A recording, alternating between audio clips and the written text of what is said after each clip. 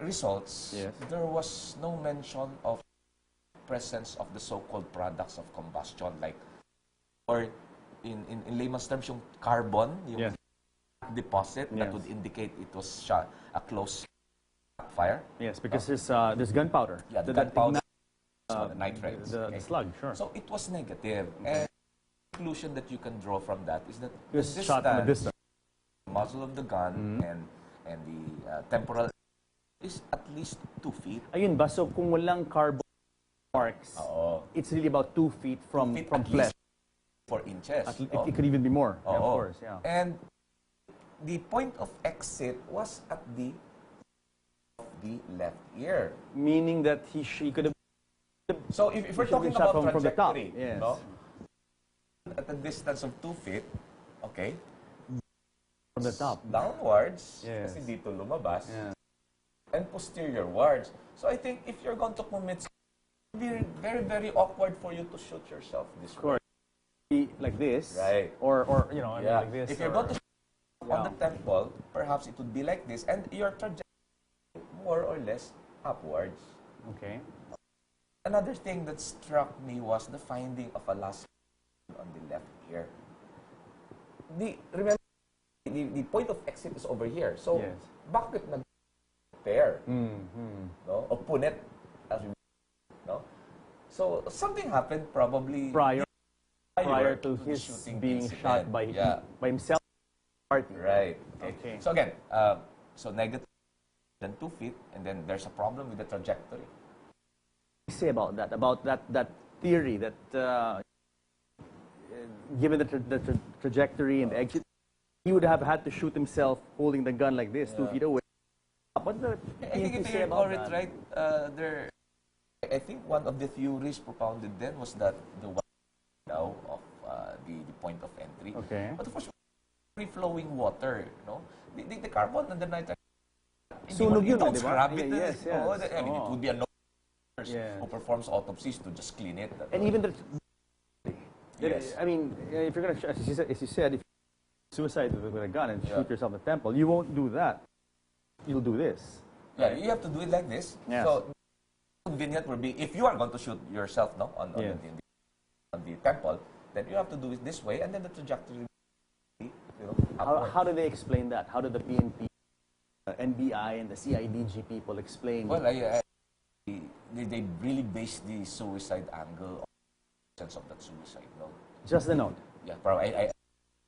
There have been opinions also given prominent forensic doctors that and also that struck me was, well, of course, the paraffin test. Compared mo rin, same, more or less same paraffin, theory. What a paraffin test is. Yeah. The paraffin test used to determine whether the subject has fired a gun or not. Because when you fire a gun, it is not a test to whether the subject is the shooter or the killer. And of course, results are only presumptive. It's not conclusive. Because other substances, the handling of other substances can have you can have effect. false positive and false negative results. Like for if you are a farmer, fertilizer. Okay. If you are a smoker, can embed in the dorsum of your hand and can give rise it can compromise positive result. And if let's say someone shot this morning and you did last night and they're going to do the paraffin test, it'll come out. And same thing also, false negative. You are the shooter, but it turns out positive because you wore gloves. Yes. No, and some incessant washing with soap, water, and others would be vinegar. Doc, what about the position of the body and the hand? Was it consistent with the degree of the wound and things like that? I was shown a picture. I recall not the picture supposedly taken. No, when they found the lifeless body of Philip on his cabin, and so the gun was in between his legs. His hand was more or less on his area. Yeah. But I would like to think that if you are going to yourself this way, and if you are this way, if it's an instant death, you would fall face flat on the ground. Okay. Or even assuming that you are inclined. No? Yes. So if you shoot yourself this way, okay. So the bed. Yeah, right. Okay. On the bed, no. So the movement of the gun upwards. Of course, because of the recoil. Yes, the recoil. Yeah. Upwards, and if there's instant death, the gun will be on your right side, and your will be on your right. Now, what baffles me is, if he did shoot himself in the right temple, the gun was in between his legs and the hands somewhere on his crotch area. Yes, yes. It doesn't. It sense. I know. Yeah. So kasi dapat bang hulog yung gun. Because of the recoil. Yeah, recoil. Now, a lot of people and viewers now watch CSI in Las Vegas, New York, and Miami, and the terms blood splatter are always being talked about on the show. What do you have to say about the blood splatter? Thing, no, buddy. Yeah. You should it would exit supposedly on your left temple or even here, no. So you would expect would a be lot of blood and there would be blood and bits of tissue that would get skull, bits of splattered skull, on, sure. no, on tawag natin dito yung sa wall, right? And the crime scene did not show yata po, no, Mr. Pestano? None. Not blood splatter po. None. This was determined around 7 or 8 years who viewed the room and looked for the splatter, even some evidences like bullet mark. They were not there. The room was spick and span. And then I can also say it from myself. I went there inside the room. Talagang malinis yun. No. Except for the blood on the bed. On the bed. And And on even the strange about that, I understand. Yeah, there was that's blood on very the bed. strange. Dr. Tony, what was it like, Mr. Pestano, the blood on the bed? Actually, it was more of a... I did not have an inkling on the importance of the bed on the pillow until the forensic, the team of Dr. Sibit and even Dr. Buasa later. How can that blood climb the world of Dr. What do you mean about The flow of gravity. The blood's supposed to flow, but from the looks of it, was like the blood from the ground seep in upwards. Again, doesn't make sense. Yes. And we also did an experiment on a live, no? And which the pig, we shot him on the temple against a backdrop of a wall, and the Meron blood talagang splatters. splatter, of Yes. course, because there's going to be an exit wound. Exit wound, I mean, it's a 45 caliber pistol, and no? the brain tissues there. Of course, of And course. yun lang, that's what, of course, ako, as a clinician, I only base my opinion on the report given to us. No? And I base that on the report done, or the result done by Dr. Owen Libakin. With the people who were at the Yes. crime itself. Now, okay, you said police, NBI, the Navy, CIDG, they all, one of the major key factors of this case was really the note. Yes. What was wrong with the note? Aside from it being Yeah. in a way that Philip talked, a general way, and as I think it was Tagalog, and Philip was usually, di ba, sir? Buano. Cebuano or English would be the preferred medium of language of Philip. In our house, you see to it that our spoken dialect is Bisaya and English. Yes. Because I won't want them not to get the Bisayan especially. Tagalog, they can always learn that from the outside. Yeah. So they continue to So speak. really English or Bisayan, Bisayan. Cebuano. Now, Judge Badia, one thing that boggles the mind really with respect to the suicide note is actually the NBI question document examiner said it was genuine, written by Philip. So case closed, right, as far as the NBI was concerned. And then there was from the PNP crime lab who said, no, it's not. It's not of Philip's handwriting. And then after that, I think Mr. Pestano asked also the opinion of two question document examiners in the States. Or other countries, you said you sent the sample? We asked send the sample, picture samples of handwriting to a real expert in crime reconstruction. His experience is so that he's practically of the best of the top 100 forensic experts. And what did you say about the letter?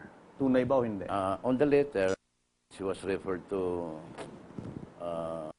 Mr. Rice. At that time, handled a lot of handwriting documentation analysis. Ted Bundy, Obama, Yes, sir. Ted Simpson, O.J. Simpson, something like that. And he said the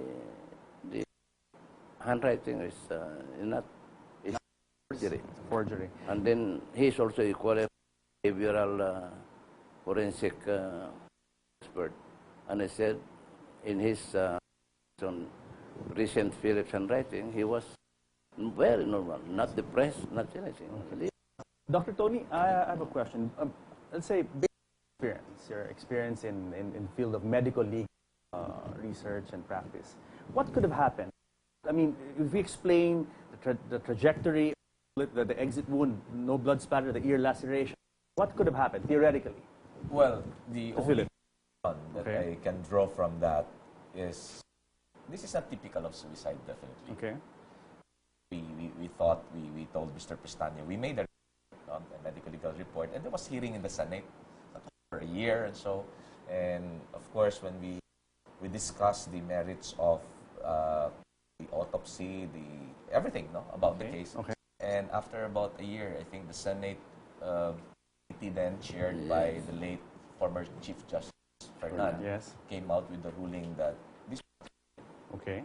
So what could have happened? I mean, scenario could have transpired to cause that. What do you think? I mean, if you were to proffer hypothesis. Yeah, based again, on that. The results and also the researches done by my, particularly, we had 2 criminologists with us, deans and 3 other doctors. Yeah. Perhaps the killing or the death did not happen. That he was killed somewhere else, recreated it. That was the scene was staged. That's what we placed in our report. That forensic evidence obtaining at that time and even up to now, they could show us some other evidence. That is how we thought crime reconstruction. Yes. I mean, as far as the evidence that we have is concerned, he didn't die or he wasn't killed. Okay. Quickly, before we end the program, the Ombudsman has reopened the case. What is, how do you see this moving forward? Do you guys expect a solution to this case anytime soon, or are you optimistic? Well, very optimistic that the Ombudsman would actually, we're not asking favors from here. All we were asking here was to dig deeper into the circumstances, the forensic evidence that says that he did not suicide. And there were so many forensic that says he did not suicide. Even one of those can say handwriting analysis, of course, affidavits. Many officers who testified in the Senate, and with them carrying that it was not a suicide case. So based on that, we had our hope.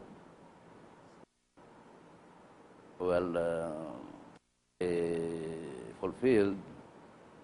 The present Ombudsman Morales reversed the findings of previous Ombudsman, or the case is murder instead of suicide. And that's also consistent with the findings of the United Nations, because we elevated the case. When we did not see light during the time of Mercedes Gutierrez that this case will ever move. You brought it to the Nations. We moved with the United Nations on the assistance of some Ateneo, who wanted that this case should come out as something that Philip did. Yes, sir. In order that his death will not be in vain or something like that. So I hope, moving forward, I hope that the Ombudsman does investigate this properly, and that finally, I hope that Pestano will get the justice he deserves after 16 months. Anyway, Mr. Pestano, thank you for coming on the show, and also, of course, Dr. Rosa, and you'll come back to GNN and host it like you used to. Thank you. Thank you, sir. Rest assured that we are here at the station. We'll be following this topic, and we'll give this the coverage it deserves. Thank you, sir. Yeah, thank you very much. So guys, I hope that you enjoyed the show and learned a lot about the Philip Pestano case. Join us again next week, the show where we talk about what matters to you, because you matter the most. I'll see you next week.